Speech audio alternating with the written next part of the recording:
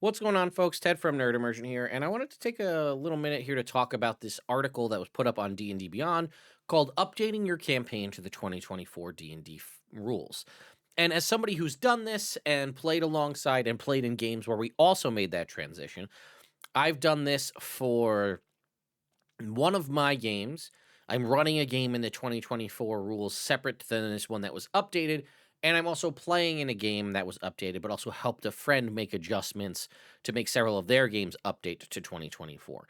So I have a little bit of experience in the matter, but I wanted to see what the D&D Beyond article has to say, and then also provide you my feedback and my thoughts and what I've kind of experienced by sort of doing a little bit of both. So let's go ahead and take a look at this article. By the way, if you like what I do here, consider subscribing to the channel.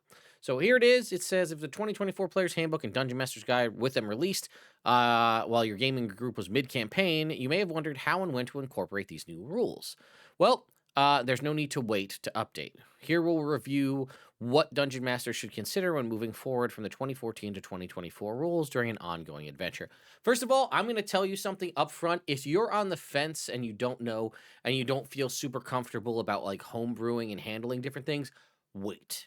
Wait 2 months and then update after the 2024 Monster Manual has been released. Your characters are going to be infinitely stronger than the 2014 monsters. It's just a fact. 2024 characters are more powerful than 2014 monsters. 2014 monsters were obviously built with 2014 characters in design perspective. 2024 characters, in a lot of ways, just take a look at the fighter.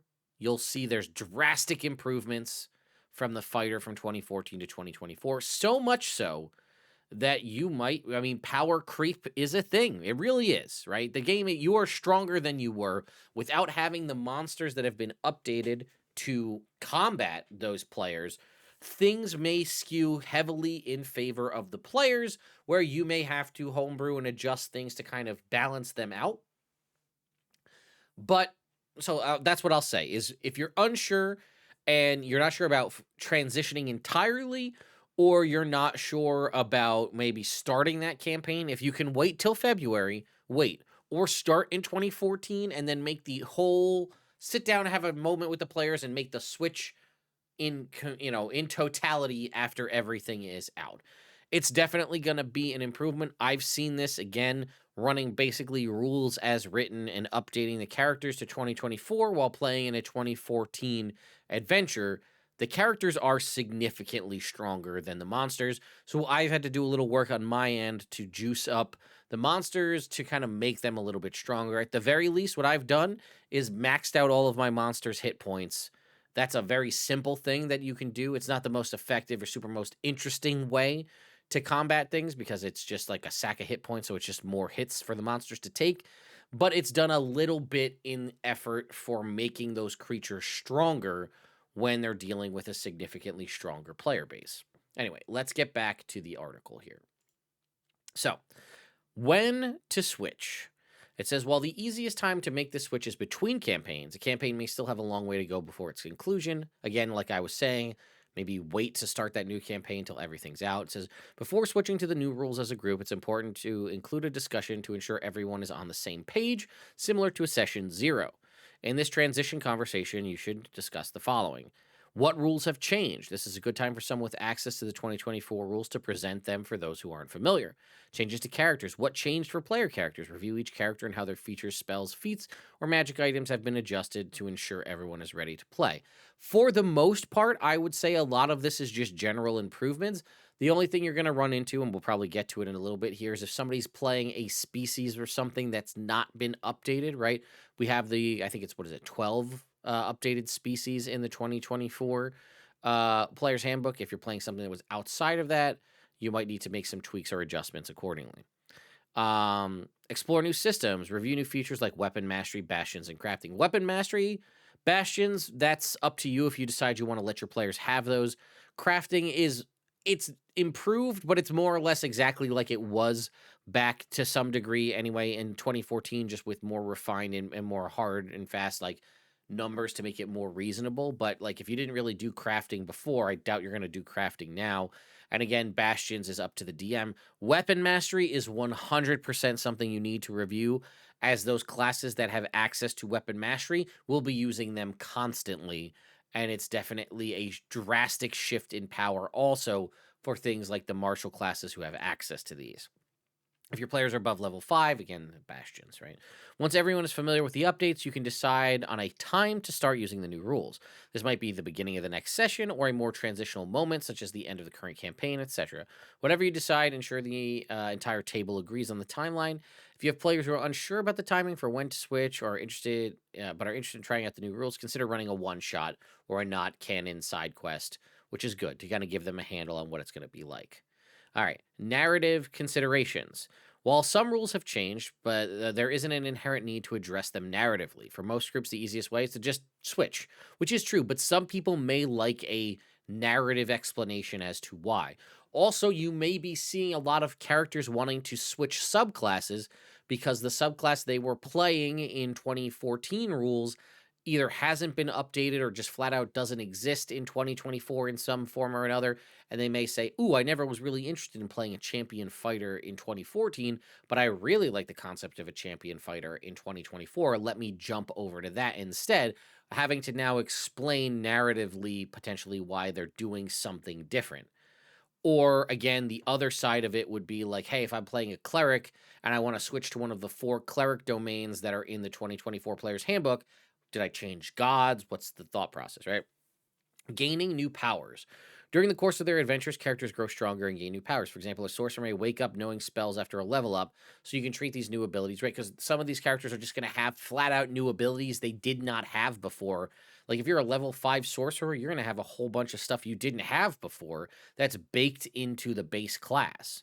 Magical gift. If your party has a powerful supernatural ally, such as a dragon, fae, or genie, perhaps there's an opportunity in your story for that entity to grant the players those new powers. A devil, demon, druid circle, or whatever could possibly have you go on a quest to unlock these powers, which you've already had or technically would gain access to, but you could make it part of the narrative story. Or extraplanar exposure. When adventurers travel outside of the material plane rather, they often encounter unpredictable magical forces. For example, the Feywild's effects on time and stuff are well known. If your adventure includes extra interplanar travel or extraplanar travel, you could switch to your group to the 2024 rules as the party moves from one plane to another. Similarly, the party may catch a glimpse of an extraplanar entity like the Great Old One and then be permanently altered for that experience. All right, 2024 introduces a wide range of improvements. Mistakes will happen as your group gets more comfortable with these. Players should focus on the updates that matter most to their characters, such as class features, spells, feats, and other things. Again, I'm going to just put this out there. I know it might seem crazy, but players, read your character sheet. If you're a fighter or you're a cleric or whatever you might be, read the updates to the character that you play. And maybe before the session starts, read your character sheet again.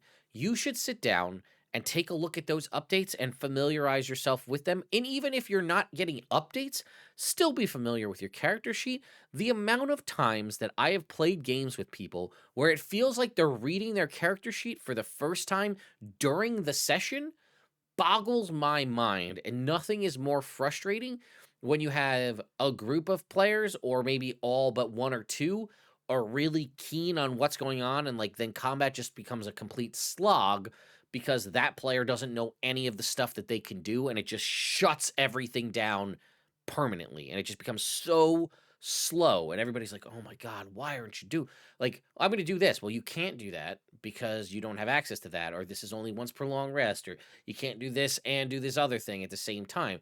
All of these things that could be mitigated if you familiarized yourself with your own character sheet. So, regardless of whether you're looking at what are the new things for your character versus the old things, you still should be familiar with your character all the time. But obviously, if you're making a transition from 2014 to 2024, read through, familiarize yourself with all these updates so that way you can, if you have questions, can bring them to the DM and figure out what those are so you're ready to go when the actual game starts. Um, when transitioning to 2024, I recommend putting aside 30 to 60 minutes at the start of a session or scheduling a separate time altogether to work with a character creating new sheets. Players using D&D Beyond, it definitely should be easier there.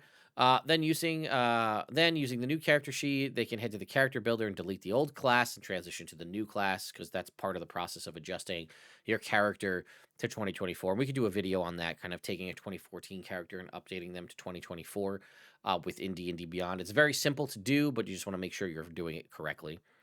Duplicating their character sheet will ensure they can basically keep everything they have and then just transition it over. We can also go through that in a future video as well, especially because I realize a lot of you are probably getting the 2024 books for the holidays.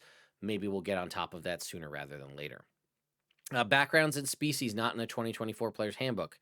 If you're using a background or species that doesn't appear, there's a sidebar, which we'll also talk about, that shows you how to do that. It says flexibility is key. Characters will experience more streamlined gameplay when they adopt the 2024 rules. Some will also see improvements to the way their class, feats, spells, etc. work. However, there may be instances where a player doesn't want to adopt the new version of a class, feature, spell, magic item, or feat, likely because the player selected that option with a specific build in mind. Again, there's not too many issues or instances where you will basically want to go with the 2014 version. I feel like more often than not, the 2024 version is stronger in just about every single way. There are a couple of instances, Paladin Smites being one of the big ones, where people may not want to make that transition. Also, the potential way a counterspell works, people may not want to use the new version of counterspell. I've been doing my best to try to follow rules as written completely with this. The only adjustment I have made is I'm not requiring the Paladin to burn their bonus action to smite. I'm allowing them to smite, but still limiting it to only once per turn. That way, they can't just continue to smite down everything on a single turn, but I'm not going to have them eat their bonus action because their bonus action can be used for other things. That's my one tweak that I've really made so far without playing just absolutely rules as written. All right. Rules changes for DMs to remember. When a player wants to use a feature from the 2024 rules, encourage them to refresh themselves on how the rule works. Again, like I was saying before. By the same token, you as the DM should refamiliarize yourself with the rules, especially if you have you don't necessarily as the DM need to familiarize yourself with the rules for every class, but if you have a group of 4 that you're playing with and they're playing, cleric, fighter, warlock, and rogue, familiarize yourself with those so at least you're aware and maybe can field the questions they may have. All right, here's a short list of things that have changed in between the 2024 Player's Handbook and the Dungeon Master's Guide. Crafting. Again, like I said, if crafting wasn't huge in your previous game, it's probably not going to be a huge deal in this one. But there are some tweaks and adjustments, and basically you will be able to craft things more expeditiously in some instances than you would have before. Grapple and shove, right? This is a big one. They're now worked into the unarmed strike ability, which has some, you can either damage them, shove them, or grapple them. Take a look at that. Healing spells. Again, Cure Wounds and Healing Word have gotten big improvements to the amount of healing they can do, as well as a video I just made about Prayer of Healing, but also Aura of Vitality. These are infinitely more useful and better than they were. Heroic Inspiration, again, not a huge deal. It's just a name change in what was previously just called Inspiration, but now allows a player to reroll any die, not just a d20. Potions are now a bonus action across the board to either drink for yourself or administer to an ally. Stunned creatures no longer have their speed reduced to 0, which is huge, which also is now official confirmation from Wizards of the Coast that is intentional. So you can still move while you're stunned. And then again, the entirety concept of weapon mastery you need to familiarize yourself with, because your players who know how to use this will be bullying monsters around quite a bit by using these abilities, so you should be familiar with what you're getting yourself into. And then it goes on to say, understanding the updates together. When you and your group have familiarized yourself with the 2024 rules and discussed how you want to incorporate them, it's time to dive in. Remember that everyone's learning and these errors were part of that. Once you've got the hang of things, you will find a group fun new rules and more options to customize the characters and gameplay. So yeah, like I said, looking at it, we haven't really had too many things. Some of the other ones that they didn't really specifically mention there were the adjustments to the way certain spell casting works, right? So it used to be you could only, if you cast a spell as a bonus action, you were limited only to a cantrip. Now it's basically you can only cast one spell per turn with an one leveled spell per turn with a spell slot. Meaning if you have a magic item that lets you cast a spell either as a bonus action or an action, you could potentially cast 2 spells on a turn, right? I could Misty Step and then use my wand of fireballs to fire off a fireball because I'm using that spell from the item, not burning an actual spell slot. Things like that. There are a couple of little nuancy things worth diving into there. So, again, those were pretty much some of the high level ones, but I would say definitely make the transition to 2024. I think everybody's going to be happier about it. The only other thing that I've been doing is if my players, because I have players that are, some are jumped 100% in 2024, right? Like I have a life domain cleric, we're all 2024, but I have a wildfire druid. Now, wildfire druid isn't a 2024 subclass, which means I made some adjustments on my end to kind of bring it up power level, in my opinion, to the other 2024 classes. So you might need to look at what subclasses your players are playing to possibly tweak some of them to make them more in line with the rest of the 2024 party to kind of make them feel on the same level. Same thing is with certain, like if they have older feats or older species. Basically, there's certain things that have been shifted. Like if you had a way, like if your species gave you a spell that you could cast once per long rest, all of them now have the terminology that basically say you can also cast this with any spell slots you have. So, right, like let's say you're playing a cleric or a paladin or something, and you're a tiefling and it gave you access to Hellish Rebuke. You have that one free Hellish Rebuke once per long rest, but you also now have the ability to use your spell slots to cast Hellish Rebuke. They all have that terminology, so that's another thing. If they're a different species, you may need to change that language around as well. So, anyway, hope this helps. Let me know if you want to see more on this kind of stuff in the future. We can definitely do that D&D Beyond run through to how to make those changes if you're interested. So, thank you all so much for watching, and I'll see you next time.